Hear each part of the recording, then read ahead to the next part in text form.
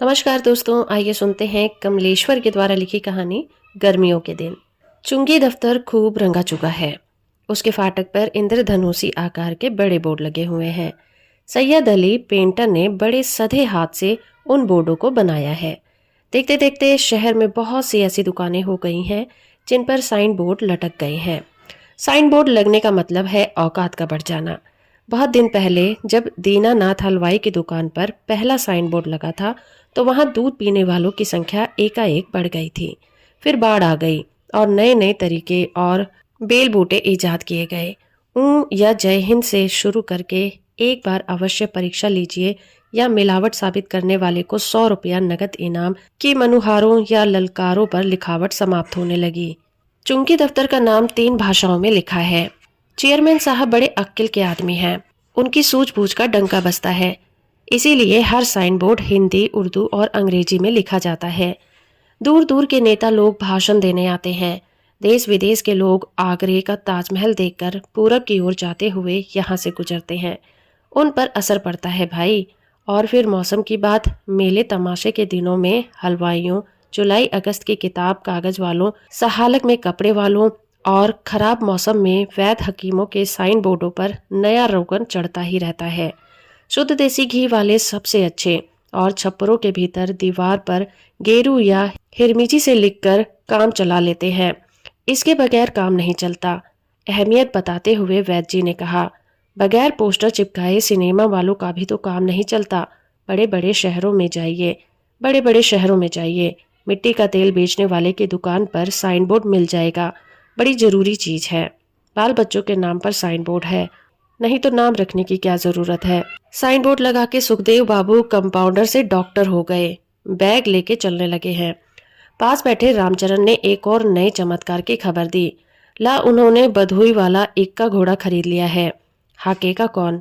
Tin की कुर्सी पर प्राणायाम के मुद्रा में बैठे पंडित ने पूछा। ये सब जेब कतरने का तरीका है। वैद्य जी का ध्यान इक्के की तरफ अधिक था। मरीज से किराया वसूल करेंगे, सईस को बख्शीश दिलाएंगे, बड़े शहरों के डॉक्टर की तरह।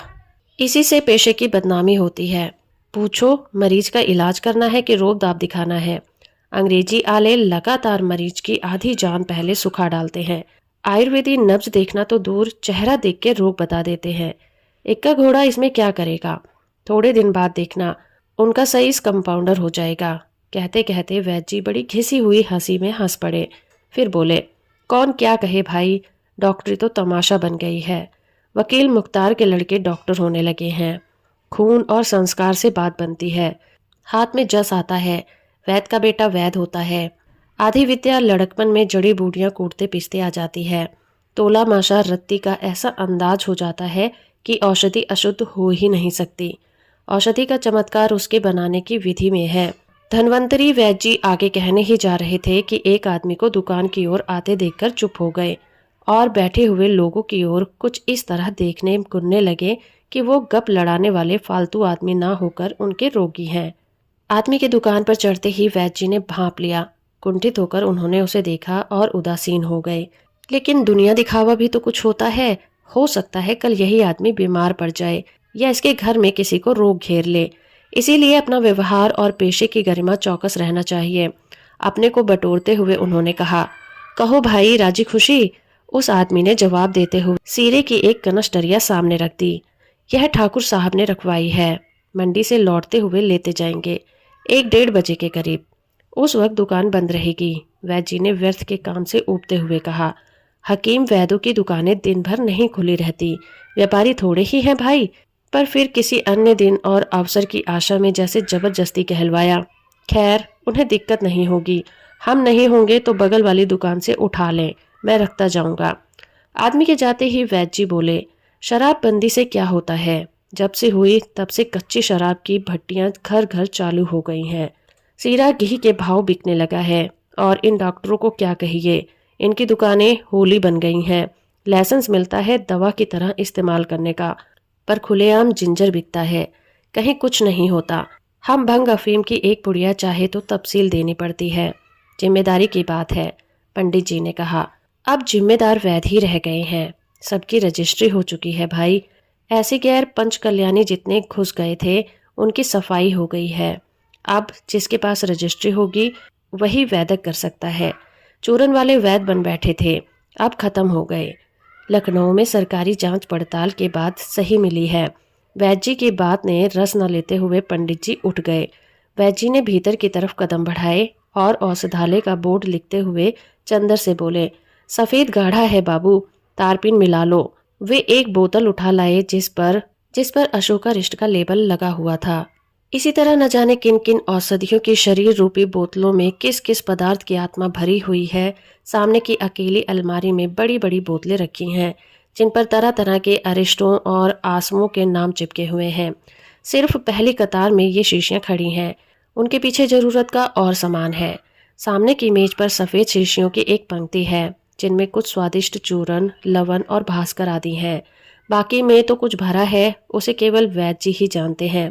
तारपीन का तेल मिलाकर चंदर आगे लिखने लगा, प्रोफेसर कविराज नित्यानंद तिवारी।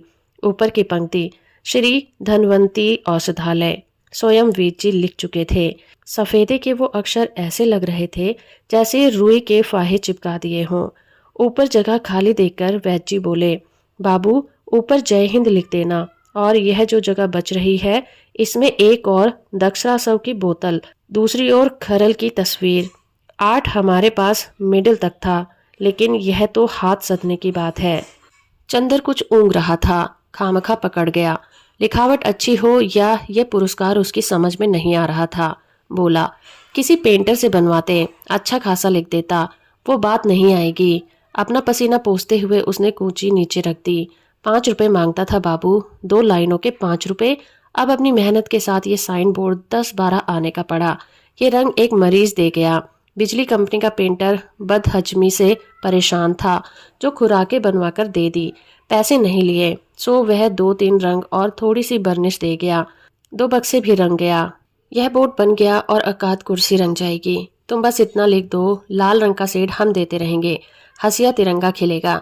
वैद्य जी ने पूछा और स्वयं स्वीकृति भी दे दी। चंदर गर्मी से परेशान था। जैसे जैसे दोपहरी नजदीक आती जाती थी, सड़क पर धूल और लू का जोर बढ़ता जा रहा था। मुलाहिजे में चंदर मना नहीं कर पाया। पंखे से अपनी पीठ खुजलाते हुए वैद्य जी ने उजरत के काम वाले पटवारियों के बड़े बड़े रजिस्टर निकालकर फैलाना शुरू कर दिया।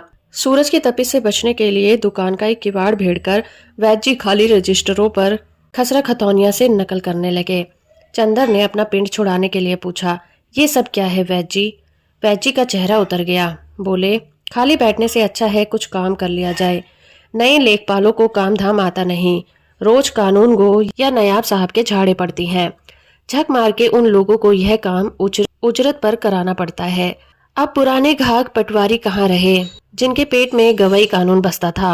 रोटियां छिन गई बेचारों की। लेकिन सही पूछो तो अब भी सारा काम पुराने पटवारी की ढो रहे हैं। नए लेखपालों की तनख्वाह का सारा रुपया उनकी उजरत से निकल जाता है। पेट उनका भी है, तियां पाचा करके किसानों से निकाल लाते हैं। लाए ना तो खाएं क्या। 2-3 लेखपाल अपने हैं, उन्हीं से कभी कभार हल्का भारी काम मिल जाता है। नकल का काम रजिस्टर भरते हैं। बाहर सड़क वीरान होती जा रही थी। दफ्तर के बाबू लोग जा चुके थे। सामने चुंगी में खस की टट्टियों पर छिड़काव शुरू हो गया। दूर हरहराते पीपल का शोर लू के साथ आ रहा था। तभी एक आदमी ने किवाड़ के भीतर झांका। वैद्य जी की बात, जो शायद क्षण 2 क्षण बाद दर्द से बोझिल हो जाती, रुक गई। उनकी निगाह में आदमी को पहचाना और वे सतर्क हो गए। फौरन बोले, एक बोट आगरा से बनवाया है, जब तक नहीं आता इसी से काम चलेगा। फुर्सत कहाँ मिलती है जो इस सब में सिर खपाए। और एकदम व्यस्त होते हुए उन्होंने इस आदमी से प्रश्न किया, कहो भाई क्या बात है? डॉक्टरी सर्टिफिकेट चाहिए। कोसमा स्टेशन पर खलासी हैंगे साहब। रेलवे की नीली वर्दी पहने वो खलासी बोला। उसकी जरूरत का पूरा अंदाज करते हुए वैद्य जी बोले, हाँ, किस तारीख से कब तक का चाहिए? 15 दिन पहले आए थे साहब, 7 दिन और चाहिए। कुछ हिजाब जोड़कर वैद्य जी बोले, देखो भाई, सर्टिफिकेट पक्का करके देंगे, सरकार का रजिस्टर नंबर देंगे, रुपए 4 लगेंगे। वैद्य जी ने जैसे खुद 4 रुपए पर अपने भड़क जाने का एहसास करते हुए कहा, अगर पिछला ना लो तो 2 रुपए में काम चल जाएगा। खलासी निराश हो गया, लेकिन उसकी निराशा से अधिक गहन हताशा वैद्य जी के पसीने से नम मुख पर व्याप गई। बड़े निरपेक्ष भाव से खलासी बोला, सोबरन साहब ने आपके पास भेजा था, उनके कहने से कुछ ऐसा लगा जैसे यह उसका काम न होकर सोबरन सिंह का काम हो। पर वैद्य जी के हाथ नब्ज आ गई। बोले, वो हम पहले ही समझ रहे थे, बगैर जान पहचान के हम देते भी नहीं। इज्जत का सवाल है। हमें क्या मालूम तुम कहाँ रहे, क्या करते रहे। अब सोचने की बात है। विश्वास पर जोखिम उठा लेंगे। 15 दिन पहले से तुम्हारा नाम रजिस्टर में चढ़ाएंगे, रोक लिखेंगे। हर तारीख पर नाम चढ़ाएंगे, तब कहीं काम बनेगा। ऐसे घर की खेती नहीं है। कहते कहते उन्होंने चंदर की ओर मदद के लिए ताका। चंदर ने साथ दिया। अब उन्हें क्या पता कि तुम बीमार रहे कि डाका डालते रहे। सरकारी मामला है। 5 से कम में दुनिया छोर का डॉक्टर नहीं दे सकता। कहते कहते वैद्य जी के सामने रखा लेखपाल वाला रजिस्टर खिसकाते हुए जोश से कहा, अरे दम मारने की फुर्सत नहीं है। ये देखो, देखते हो ना नाम। एक एक रोगी का नाम, मर्ज, आमदनी, उन्हीं में तुम्हारा नाम चढ़ाना पड़ेगा। अब बताओ कि मरीजों को देखना ज्यादा जरूरी है कि 2-4 रुपए के लिए सर्टिफिकेट देकर इस सरकारी पचड़े में पड़ना। कहते हुए उन्होंने तहसील वाला रजिस्टर एकदम बंद करके सामने से हटा दिया और केवल उपकार कर सकने के लिए तैयार होने जैसी मुद्रा बनाकर कलम से कान खरोदने लगे। रेलवे का खलासी 1 मिनट तक बैठा कुछ सोचता रहा और वैद्य जी को सिर झुकाए अपने काम में मशगूल देख दुकान के नीचे उतर गया। एकदम वैद्य जी ने अपनी गलती महसूस की। लगा उन्होंने बात गलत जगह तोड़ दी और ऐसी तोड़ी कि टूट ही गई। एकाएक कुछ समझ में न आया तो उसे पुकार कर बोले, अरे सुनो, ठाकुर सोरबन सिंह से हमारी जय राम जी की कह देना। उनके बाल बच्चे तो राजी खुशी हैं। हाँ, सब ठीक ठाक है। रुककर खलासी ने कहा। उसे सुनाते हुए वैद्य जी चंदर से बोले, 10 गांव शहर के ठाकुर सोबरन इलाज के लिए यहीं आते हैं। भाई, उनके लिए हम भी हमेशा हाजिर रहे हैं। चंदन ने बोर्ड पर आखिरी अक्षर समाप्त करते हुए पूछा। चला गया। लौट फिर के आएगा, वैद्य जी ने जैसे अपने को समझाया, पर उसके वापस आने की अनिवार्यता पर विश्वास करते हुए बोले, गवई गांव के वैद्य और वकील एक ही होते हैं। सोबरन सिंह ने अगर हमारा नाम उसे बताया है तो जरूर वापस आएगा। गांव वालों की मुर्री जरा मुश्किल से खुलती है। कहीं बैठ के सोचेगा समझेगा तब आएगा, और कहीं से ले लिया तो। चंदन ने कहा तो वैद्य जी ने बात काट दी। नहीं नहीं बाबू, कहते हुए उन्होंने बोर्ड की ओर देखा और प्रशंसा से भरकर बोले, वाह भाई चंदर बाबू, साइन बोर्ड जच गया, काम चलेगा। ये 5 रुपए मरीजों को देकर पेंटर से वसूल करना पड़ता। इक्का घोड़ा और ये खर्च। बात एक है, चाहे नाक सामने से पकड़ लो चाहे घुमाकर। सैयद अली के हाथ का लिखा बोर्ड रोगियों को चंगा तो कर नहीं देता। अपनी अपनी समझ की बात है। कहते हुए वो धीरे से हंस पड़े। पता नहीं वले अपनी बात समझकर अपने पर हंस रहे थे या फिर दूसरों पर। तभी एक आदमी ने प्रवेश किया। सहसा लगा कि खलासी आ गया, पर वह पांडु रोगी था। देखते ही वैद्य जी के मुख पर संतोष चमक आया। वे भीतर गए। एक तावीज लाते हुए बोले, अब इसका असर देखो। 20-25 रोज में इसका चमत्कार दिखाई पड़ेगा। पांडु रोगी की बाह में तावीज बांधकर और उसके कुछ आने पैसे जेब में डालकर वे गंभीर होकर बैठ गए।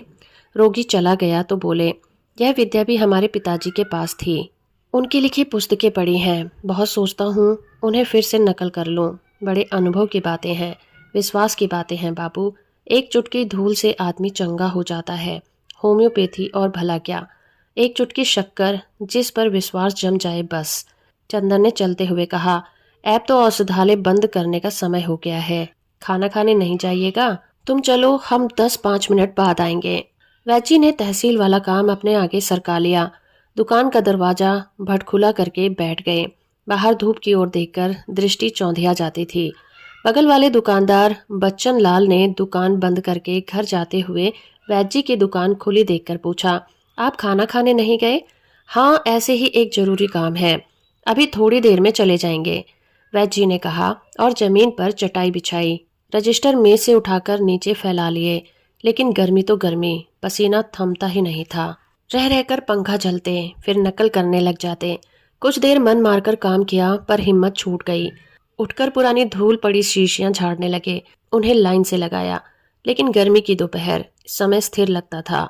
एक बार उन्होंने किवाड़ के बीच से मुंह निकालकर सड़क की ओर निहारा। एकाध लोग नजर आ गए। उन आते जाते लोगों की उपस्थिति से बड़ा सहारा मिल गया। भीतर आए, बोर्ड का तार सीधा किया और दुकान के सामने लटका दिया। धनवंतरी औषधालय का बोर्ड दुकान की गर्दन में तावीज की तरह लटक गया था। कुछ समय और बीता। आखिर उन्होंने हिम्मत की, एक लोटा पानी पिया। बाहर कुछ आहट हुई। चिंता से उन्होंने देखा। आज आराम करने नहीं गए वैद्य जी? घर जाते हुए जान पहचान के दुकानदार ने पूछा। बस जाने की सोच ही रहा हूँ, कुछ काम पसर गया था, सोचा करता चलूं, कहकर वैद्य जी दुकान में पीठ टिकाकर बैठ गए। कुर्ता उतारकर एक और रख दिया। एक हरी छत की दुकान आवे सी तप रही थी। वैद्य जी की आंखें बुरी तरह नींद में बोझिल हो रही थी। एक झपकी आ गई। कुछ समय जरूर बीत गया था। नहीं रहा गया तो रजिस्टरों पर तकिया बनाकर उन्होंने पीठ सीधी कर ली। पर नींद आती और चली जाती, न जाने क्या हो गया था। सहसा एक आहट ने उन्हें चौंका दिया। आंखें खोलते हुए वो उठकर बैठ गए। बच्चन लाल दोपहर बिताकर वापस आ गया था। अरे, आज आप अभी तक नहीं गए? उसने पूछा। वैद्य जी जोर जोर से पंखा झलने लगे। बच्चन लाल ने दुकान से उतरते हुए पूछा, किसी का इंतजार है क्या? हाँ, एक मरीज आने को कह गया था, अभी तक नहीं आया। वैद्य जी ने बच्चन लाल को जाते देखा तो बात बीच में ही मोड़कर चुप हो गए और अपना पसीना पोंछने लगे। तो दोस्तों, अभी आप सुन रहे थे कमलेश्वर के द्वारा लिखी कहानी गर्मियों के दिन। उम्मीद करती हूँ मेरा ये प्रयास और ये कहानी आपको अच्छी लगी होगी। वीडियो को लाइक और चैनल को सब्सक्राइब करना बिल्कुल मत भूलिएगा।